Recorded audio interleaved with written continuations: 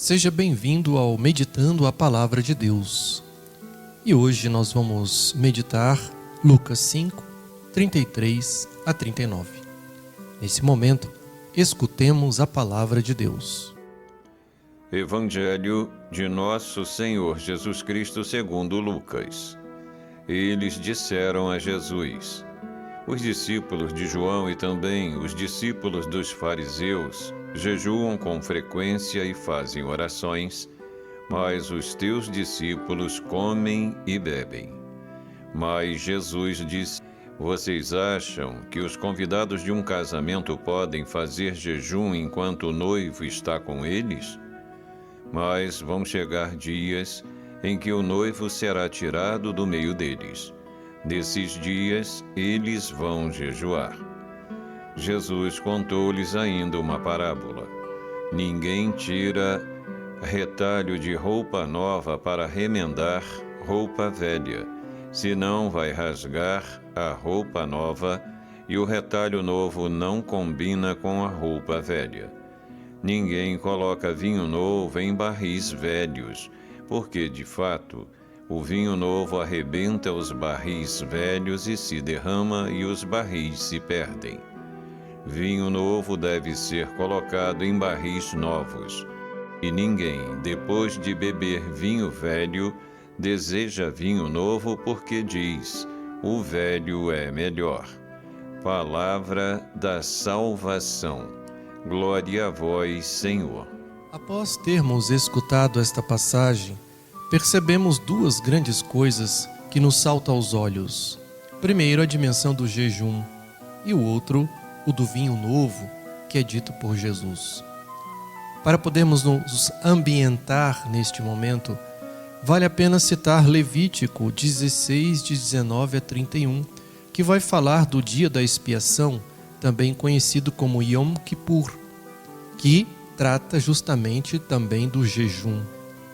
Mas, na evolução da prática religiosa no tempo de Jesus, o jejum havia se tornado um pré-requisito para um compromisso religioso de alguém, para a preparação dos momentos de oração, um momento também de humilhação pessoal, onde a pessoa fazia estes exercícios na intenção de voltar a uma prática da própria aliança.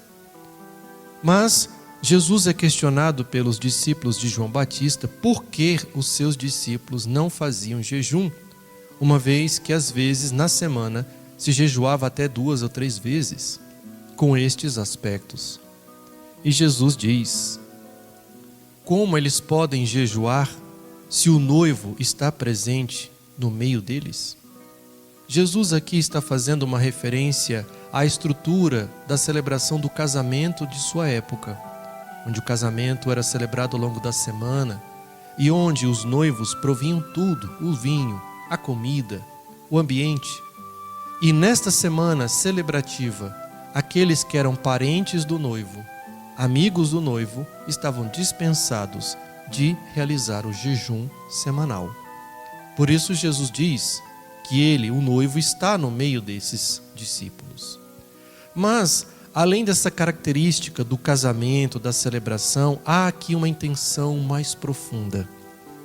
No Antigo Testamento, o profeta Oséias, também Jeremias e outros, vão colocar a relação entre Deus e o povo de Deus escolhido como uma relação esponsal, ou seja, um casamento. De um lado Deus, do outro o povo. E Jesus, ao dizer desse casamento e do vinho novo, está mostrando para nós que Jesus está celebrando pela sua presença, mas que se tornará muito mais clara na cruz, na redenção, na sua ressurreição, a experiência da nova e eterna aliança. Esta nova aliança esponsal que Deus constitui com o povo escolhido. O povo agora de todos aqueles que serão batizados, que serão discípulos e que serão chamados a se relacionar com o Senhor. Não estamos aqui desprezando o instrumento espiritual do jejum. Jesus, na verdade, está manifestando uma outra realidade, que Jesus é o novo, que Jesus traz a vida nova, que é em Jesus que temos a nova e eterna aliança. Santo Agostinho nos dizia que o vinho antigo, já revelava os elementos do vinho novo ou da nova aliança. E a partir desta perspectiva é que precisamos olhar que o Senhor está realizando uma aliança, um casamento, uma celebração conosco, através dos sacramentos, através da vida na graça. Indo para as perguntas que nos são propostas, nós podemos perceber na primeira questão: o que significa para mim o tempo de jejum e de festa na caminhada cristã? Sei discernir os momentos certos para cada um? O equilíbrio, a harmonia, a própria temperança nos ajuda a perceber os momentos em que nós somos chamados para viver uma experiência mais profunda com o Senhor, nos momentos em que temos o jejum, mas também nos momentos de festa, das celebrações, onde nós precisamos apresentar o nosso louvor e nosso júbilo pela ação que Deus tem em nossas vidas. A igreja pede o jejum e a abstinência na quarta-feira de cinzas, no início da quaresma, e na sexta-feira santa. 2 momentos cruciais na vida do cristão, onde ele, por meio do jejum, ele aprende o autodomínio, a também dominar a sua vontade e a apresentá-la como uma oferta a Deus, onde nós então podemos e devemos viver a vontade do próprio Deus em nossas vidas.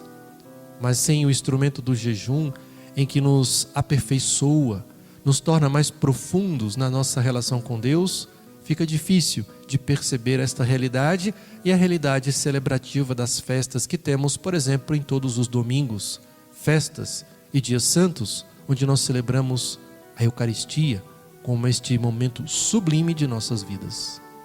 Na segunda pergunta, nós temos: de que forma posso ajudar minha comunidade a se renovar espiritualmente, sem apego a práticas que já não alimentam a fé?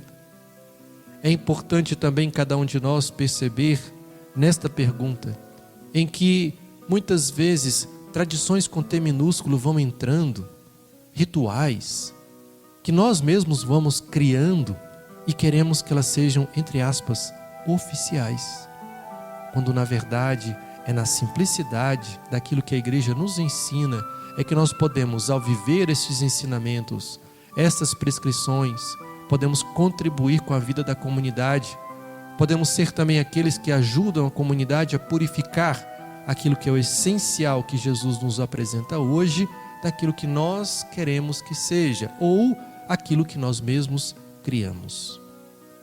Indo também ao conhecimento de um padre da igreja, que nos ensina sempre com comentários sobre a passagem, nós temos São Beda, que nos diz: fortalecemo-nos interiormente com o vinho e nos cobrimos exteriormente com o vestido. O vestido são as boas obras que ajustamos exteriormente, com as quais brilhamos diante dos homens. O vinho é o fervor da fé, da esperança e da caridade. De outro modo, os odres velhos são os escribas e os fariseus, o pano novo e o vinho novo são os preceitos evangélicos.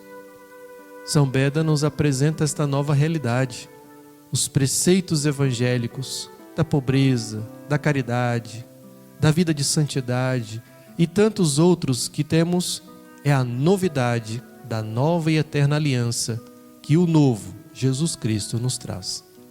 Louvado seja nosso Senhor Jesus Cristo.